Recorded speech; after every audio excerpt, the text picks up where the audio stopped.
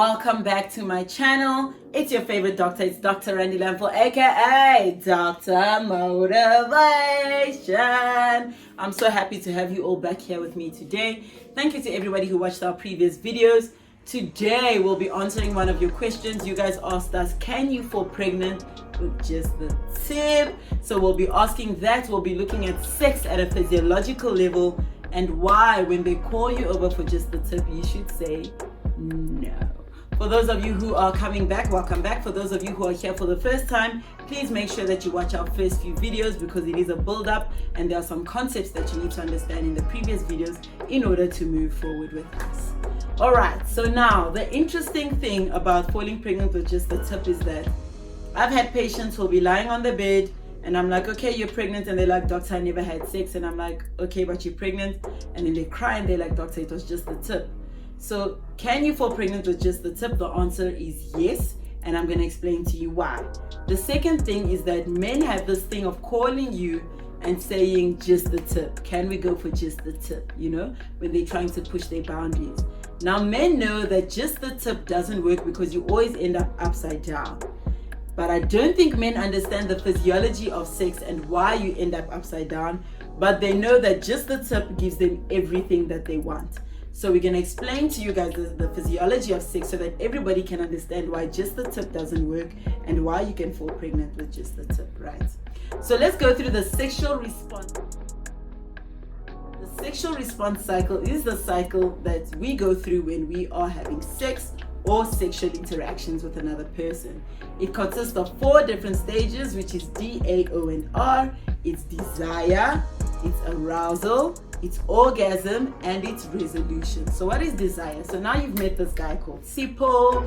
You're thinking about Sipho. You're like, oh my gosh, you know, Sipho's fine. Thinking about all the things you want to do with Sipho. You're chatting to Sipho on the phone. You're feeling some type of way. So you're creating this hype and this intensity around Sipho. And for the guys, now you're looking at Sipho Kazi and they're like, oh, this girl, man, she's fine. She's got the stogo. Y'all know the stogo. You're thinking about her and you're creating this desire in your mind. You know, you're raising libido when you think about this person. The second step of the sexual response cycle is called arousal. Now, arousal can last for hours and hours and hours, right? So arousal is the stage where physiologically your body starts to agree with all these thoughts that you have about Sipho or about Sipho Kazi. So what happens is your body flows blood towards the places that need it the most. So for example, when you're exercising, your body gives blood to your muscles because your muscles need the blood the most. When you are in an exam, it will send all the blood to your brain because your brain needs to think, it needs to come up with answers. So when you're thinking about desire and about sexual desire and about this person that you want to do things to, your body needs to generate and send blood towards the organs that are involved in sex, which are your sexual organs, which is your genitalia. So here is what happens to you.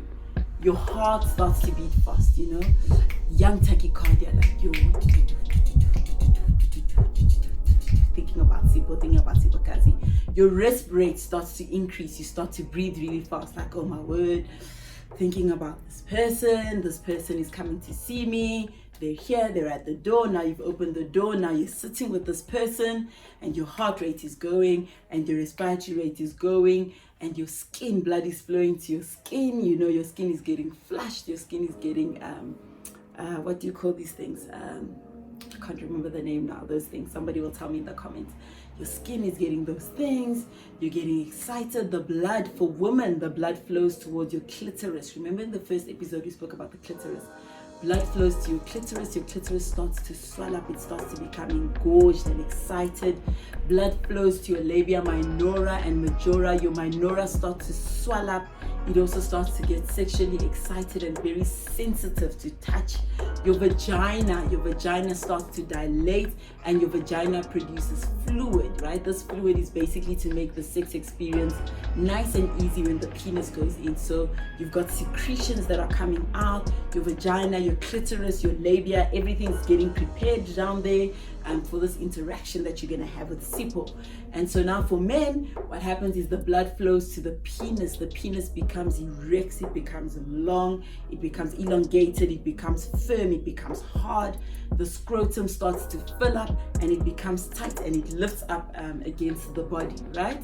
So that's what happens to men and that's what happens to women during this period of arousal, right? So the period of arousal can be really long. So your muscles start to tense up. Now he's touching you, your muscles start to tense up, and this whole arousal period is just getting bigger and bigger and bigger, right? So now during this period of arousal, if he puts his penis inside your vagina, there's a fluid called the pre-ejaculate or the pre-cum, as we call it more colloquially. The pre-cum is a fluid that's naturally produced by the body to try and facilitate the process of sex, to make it easy, to create lubricant so that it can be easy in and out access. However, the problem with pre-cum or pre-ejaculate is that it contains sperm, and sperm can definitely make you pregnant.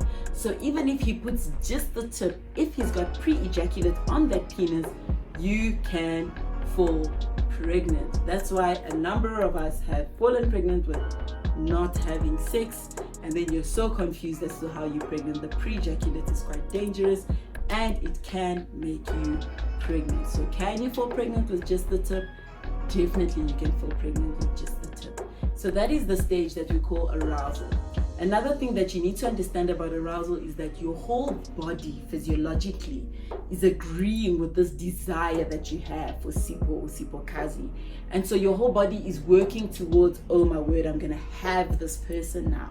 So it's very difficult for you in that moment to say, no, actually, I can't do this. Or now you've put in the tip, now you're standing up and you want to leave. It's very difficult because physiologically, your body is equipped to now have sex and to go into an orgasm and then resolution. So that's why if he calls you and he says just the tip, if you're not ready to be upside down and to take everything in, you need to say, no, not just the tip, we're not doing anything. Because just the tip can very quickly become the whole thing and can very quickly become a sexual experience. And if you're not prepared for that, you don't have your contraceptives, you don't have your barriers, etc., it can be a disaster. So just the tip is very, very dangerous, and that's why men use it, because they know that it works, because the whole body is working towards orgasm. So the next step after arousal is then your orgasm. The orgasm is like the peak of the sexual experience. At this point, it's the shortest period of the sexual experience as well. So what happens is all your muscles were like contracting and they're in spasm and they're high tension and everything just releases. Remember the one leg shake that we talked about? The one leg shake. This is the one leg shake. The orgasm is the one leg shake. This is when you're releasing all of the tension that you've built up from desire and from arousal, and everything just goes. Now remember that this whole process is different for men and women. It can be, some periods are longer for some genders. It also depends on how old you are. There's a whole lot of factors. So some of us don't actually orgasm every time we have a sexual encounter. Some of us ended at desire, some of us ended at arousal, some of us just don't orgasm at all. So it changes and it varies, but this is what the normal cycle looks like. So after orgasm, there's a period of resolution where now you're recovering, you're tired usually. For men, they have something called the refractory period where they can't have another orgasm, they need to rest a bit. Women generally pick up a little bit faster in the refractory period. They can go and have another orgasm right there. So what is it that we're saying today? We're saying that yes, you can fall pregnant with just the tip, because there's something called pre-cum or pre-ejaculate, and that can make you pregnant. And that pre-ejaculate does not come with an orgasm, it comes before the orgasm, so you might not notice that it's there.